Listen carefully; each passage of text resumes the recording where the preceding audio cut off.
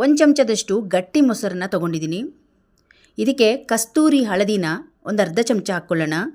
ಮುಖಕ್ಕೆ ಏನಾದರೂ ಇನ್ಫೆಕ್ಷನ್ ಆದಾಗ ಈ ಒಂದು ಫೇಸ್ ಪ್ಯಾಕನ್ನು ಹಾಕ್ಕೊಂಡ್ರೆ ಮುಖ ತುಂಬ ಚೆನ್ನಾಗಾಗುತ್ತೆ. ಈಗ ನೋಡಿ 2 ಕರ್ಪೂರ ತೊಗೊಂಡಿದ್ದೀನಿ. ಅದರಲ್ಲಿ ಒಂದು ಎರಡು ಚಿಟಿಕೆಯಷ್ಟು ಕರ್ಪೂರವನ್ನು ನಾವು ಈ ಪೇಸ್ಟಿಗೆ ಹಾಕ್ಕೊಳ್ಳೋಣ.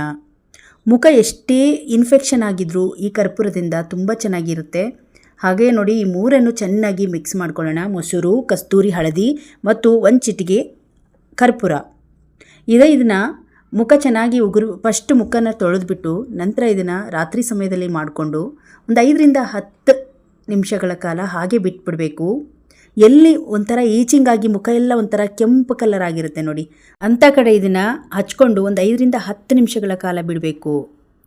ನಂತರ ನೋಡಿ ಬಿಟ್ಟ ತಕ್ಷಣ ನಂತರ ಒಂದು ಕಾಟನ್ ಬಟ್ಟೆ ಅಥವಾ ಟಿಶ್ಯೂ ಪೇಪರಿಂದ ನೀಟಾಗಿ ಕ್ಲೀನ್ ಮಾಡ್ಕೊಳ್ತಾ ಇದ್ದೀನಿ.